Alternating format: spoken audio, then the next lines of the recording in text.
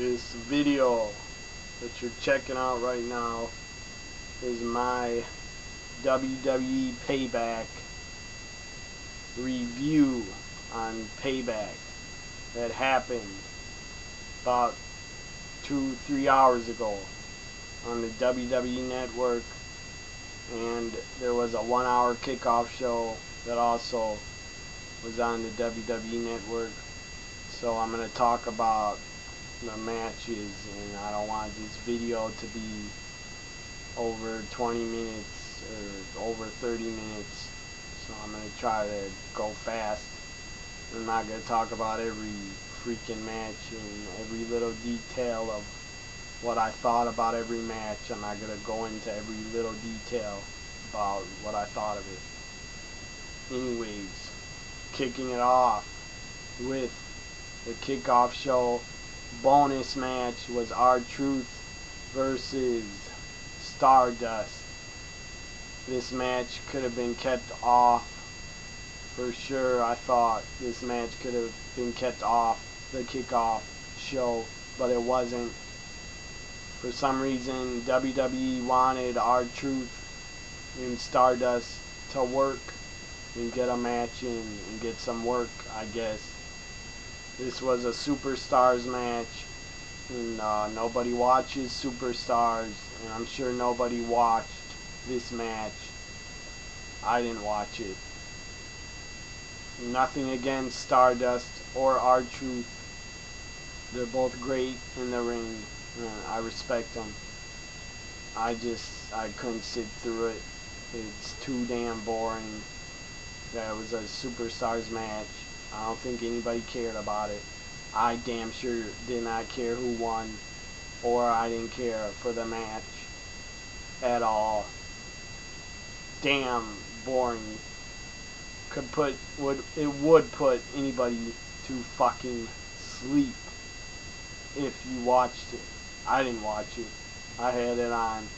I had the sound on in the background, and I was on Twitter during this match, tweeting, because tweeting and being on Twitter was more entertaining and more fun than watching the kickoff show. Anyways, R-Truth won. Big deal. Doesn't mean anything. Doesn't help either guy. They're still mid-card guys, so it was pointless. But I guess they got some work in, so good for them. Next kickoff match was Macho Man Dow and Axel Mania, Curtis Axel, against the Ascension. And about this match, Curtis Axel dressed up like Hulk Hogan, had tight red spandex pants on, and he had a Hulkamania shirt, he had a fake mustache, he had a do-rag on his head, and Curtis Axel looked like a fucking doofus and looked like a fucking idiot. It's stupid as hell. Axel Mania is super old. Nobody gives a F about it. And I like I like Sandow. I like Damien Sandow a lot. He's a great talent. He can talk. He can wrestle. But WWE, for some reason, wants to give Sandow the Macho Man gimmick. Why? I don't fucking have a clue why. It's stupid as hell. It doesn't do anything for Sandow, giving him a Macho Man gimmick. Macho Man passed away in 2011. That was a tragic, sad day for all professional wrestling fans, for all Macho Man fans. That was a very sad day. Let the Macho Man rest in peace. WWE, please drop Sandow. Please drop him doing the Macho Man gimmick. It's stupid and it doesn't help him. and the Mega Powers reuniting the new Mega Powers is stupid, doesn't make sense, and I guess all our fucking Hollywood writers, whoever writes for their show, I guess they think it's entertaining and it's funny, or Vince thinks it's entertaining or it's funny. I don't think it's fun. It was funny for about 5 seconds. Axel Mania was funny and he was getting a pop before WrestleMania, but in my opinion, Axel Mania is fucking dead. He's buried, and he should be buried, and he should stay buried, because it's fucking stupid as hell. It is fucking retarded. Axel Mania is stupid. And I'm not just saying this and yelling because I'm a fan and I'm a mark for Hulk Hogan. That's not why I'm angry at Axel Mania. I'm angry because the goddamn Axel Mania gimmick has gone on way too fucking long. Curtis Axel is a talented guy. He has wrestling ability. But other than that, I guess WWE thinks Paul Heyman couldn't get him over as a Paul Heyman guy. So he broke away from Paul Heyman. So I guess WWE thinks Curtis Axel, without a gimmick from an all-time great, taking an all-time great gimmick and making it his own, calling himself Axel Mania. Look, it worked after the Royal Rumble when he said he was never eliminated. He was never eliminated. And then he's going on and on saying, I'm still in the Royal Rumble. I've been in the Royal Rumble for 200 days. No one gives a fuck! Believe me, it's over. It should be over for good. Axel Mania should be done and buried for fucking good. For God's sakes, stop it. Stop the Axel Mania. Stop putting him on television as Axel Mania. Just stop. Okay, I got that off my chest. Now, and also stop with Macho Man Dow. I don't know if Macho Man's brother, Lanny, I don't know if he agreed, and I don't know if someone asked him if they could use Sandow and use the Macho Man gimmick, and if they asked him ahead of time and asked him if he would mind if they used the Macho Man gimmick. I don't know if they asked him, and if he did agree, that's cool. But Macho Man Dow does nothing at all for Sandow. He's entertaining, but he's not as good as Jay Lethal was.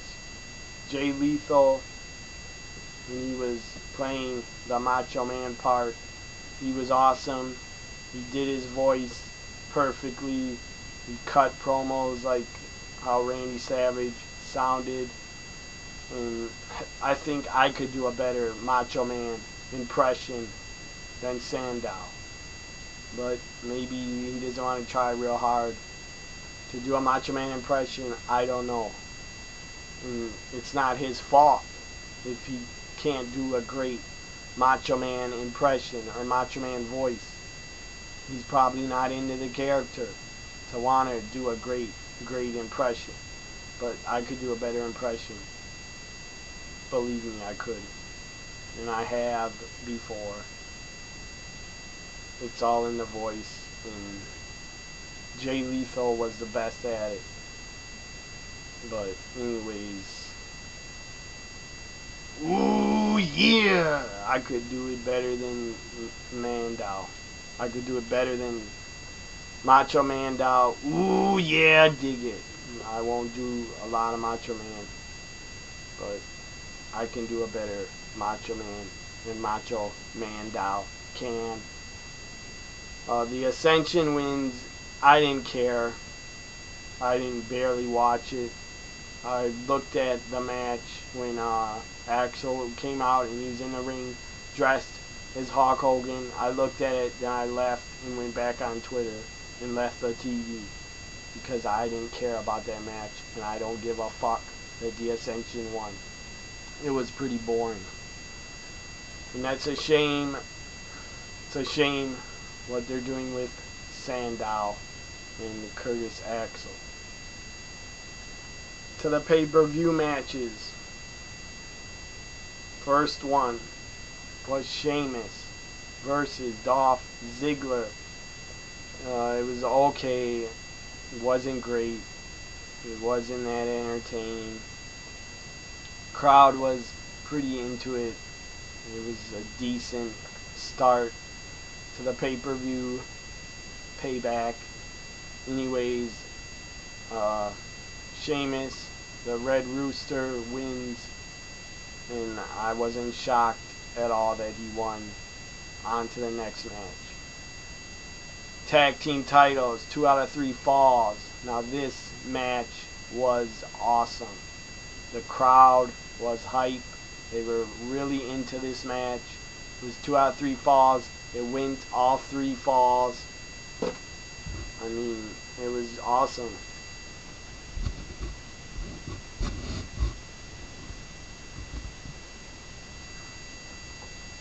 Had to move that camera. Tag match. First fall, Cesaro and Tyson Kidd win. That was cool as hell. Second fall, of course, the New Day wins. New Day rocks. New Day rocks. And I agree. As I said a month ago, or a month ago when I started making videos, I said I was starting to like the New Day, and it's just something about them, how they cut their promos. I mean, they're very good whenever they get on the mic and they start ripping the city they're in, and they start putting themselves over, and they start saying, New Day does not suck, New Day rocks. And when one of them is on the mic, it's entertaining. The 3-man team of the New Day is very entertaining. I'm glad they're getting a push and they're still tag champs.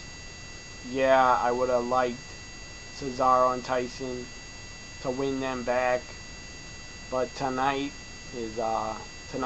Payback was too soon for Cesaro and Tyson to win them back. They're better off chasing the New Day and chasing the tag team titles. They're better off doing that than being champions right now. And Natalya looked great. She always looks great with Tyson and Cesaro. Big shout out to Natalya.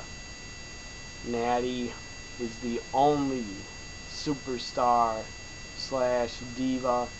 She's the only one nice enough on Twitter, cool enough, nice enough, basically, to her fans to follow her fans back. She actually follows her fans back, and she tweets her fans back, and she favorites tweets. I've gotten many favorites from Natalya. She's favorited many of my tweets, and maybe a few retweets. Anyways, Natalya follows me, so I love her for that, and I'll always support her. And the New Day wins the 3rd fall in a very, very good and entertaining 2 out of 3 falls match. Tag team titles stay with the New Day rocks. They're still tag champs, folks. Up next, I believe, was Ryback versus Bray Wyatt. When Bray came out during his entrance, all the cell phones in the air, all the iPhones in the air, all the fireflies in the arena. That was an awesome visual that looked awesome on the pay-per-view. And Bray Wyatt and Ryback had a decent, good match. And Bray Wyatt wins, and I'm very happy he won. Hopefully he'll keep winning and keep getting a push. And hopefully they put Bray Wyatt in the Elimination Chamber match for the Intercontinental Championship.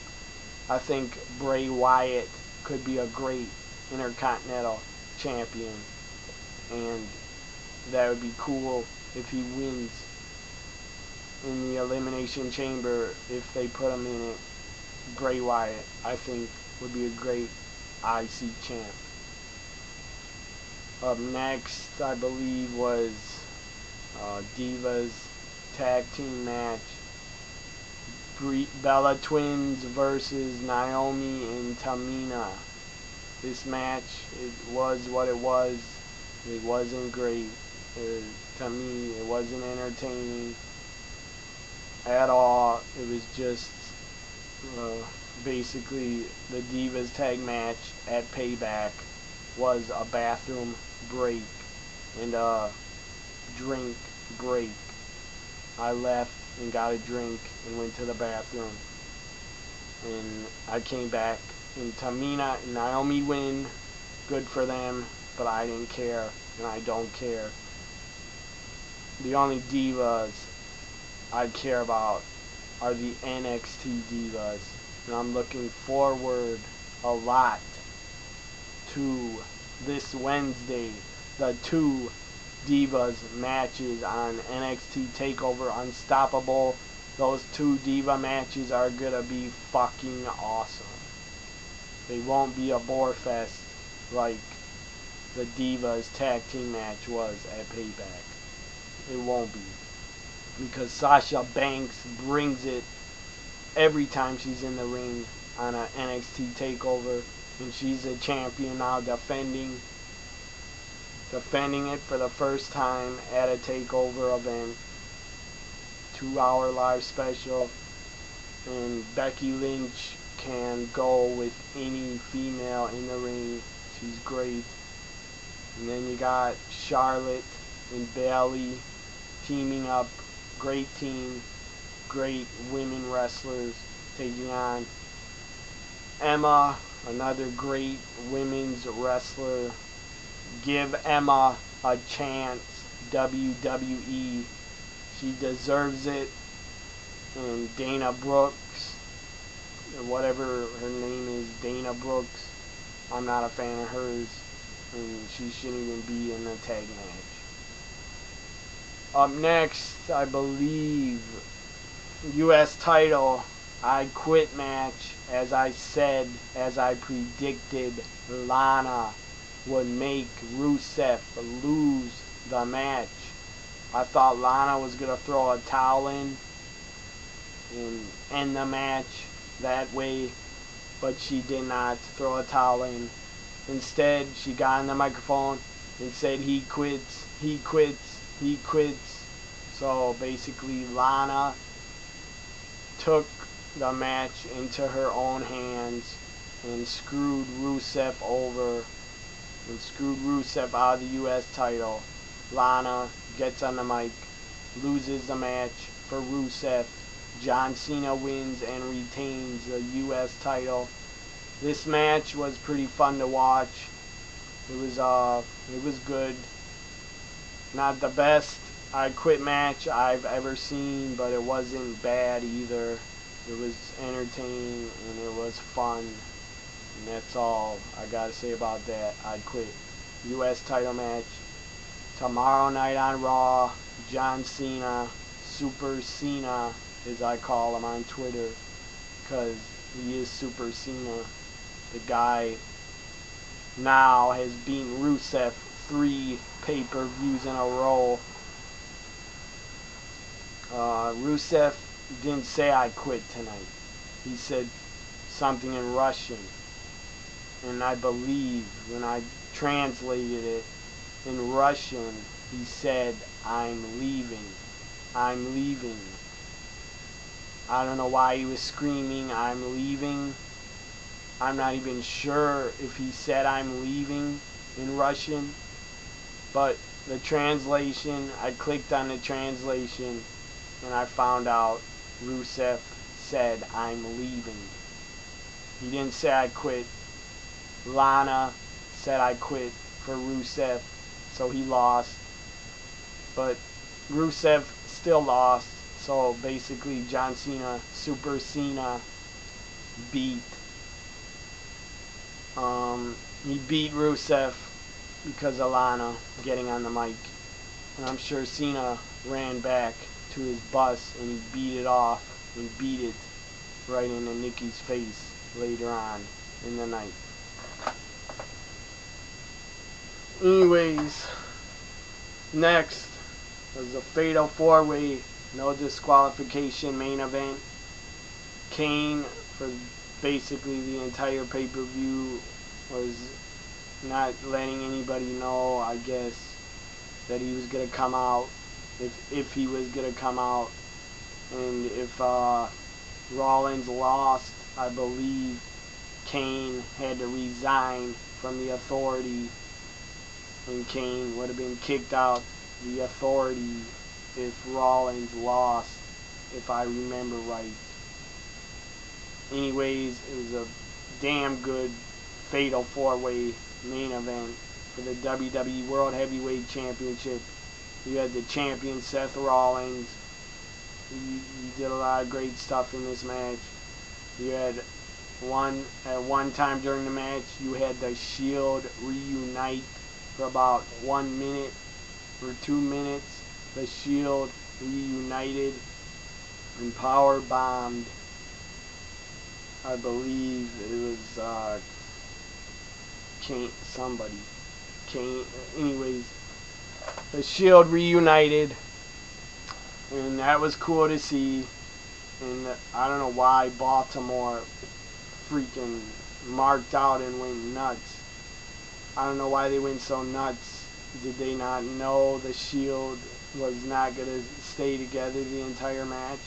Did Baltimore not know that? They popped and got way too excited, I thought, when the Shield reunited.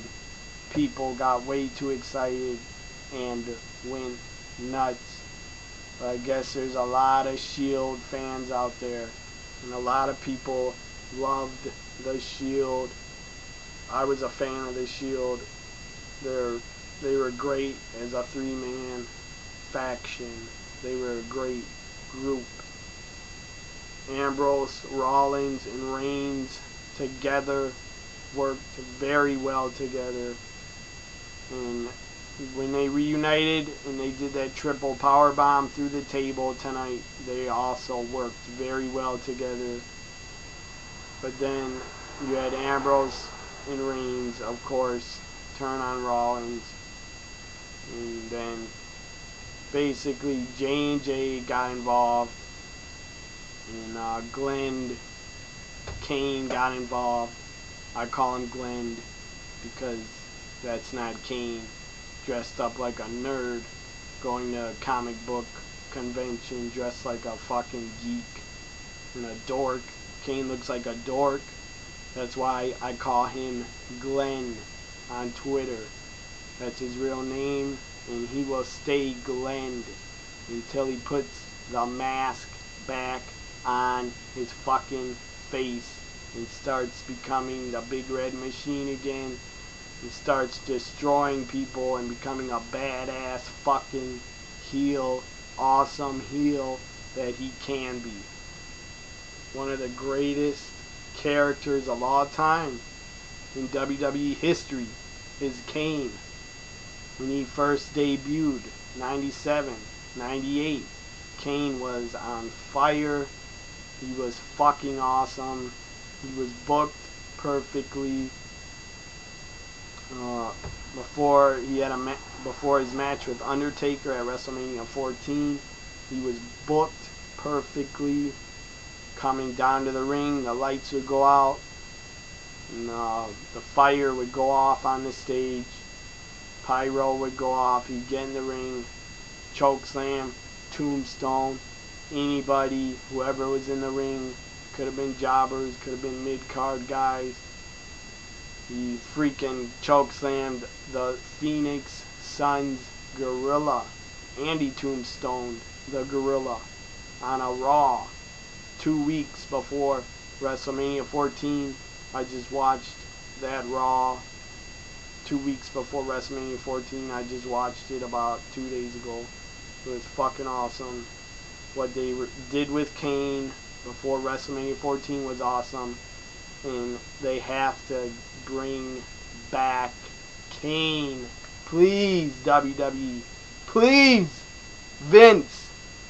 If you see this video, which I know you won't, but if anybody from WWE sees this video, I'm begging you, please bring back the original Kane from 1998 in that old gear, in the old mask that he wore in 98.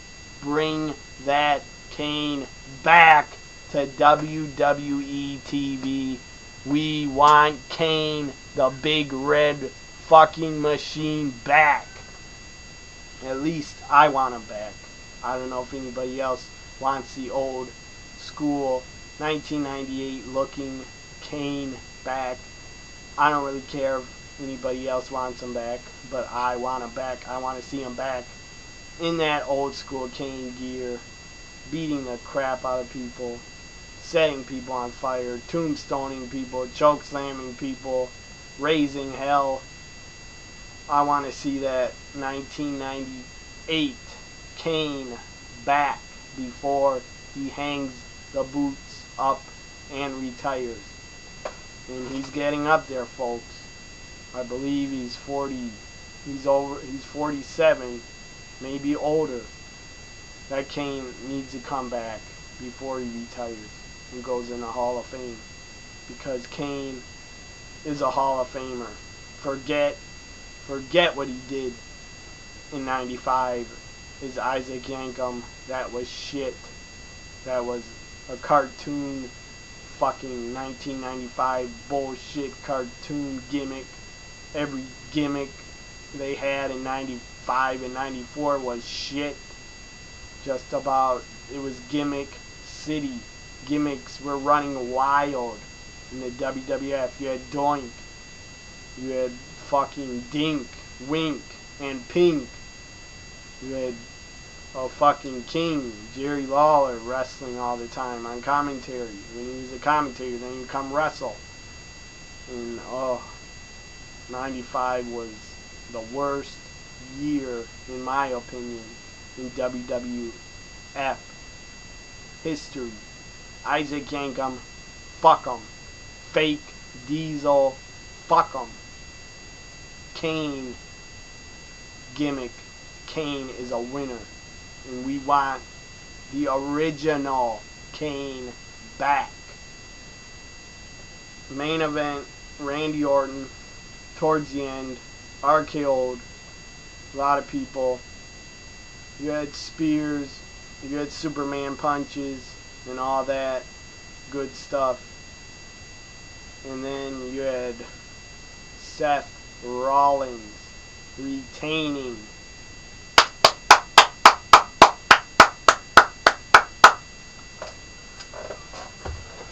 Standing ovation for Seth Rollins as WWE World Heavyweight Champion. Doesn't matter if he cheats. Doesn't matter if he gets help to win and retain. He's getting a standing ovation from me because he's a fucking awesome, great champion. And he's the future. Standing ovation for Seth Rollins.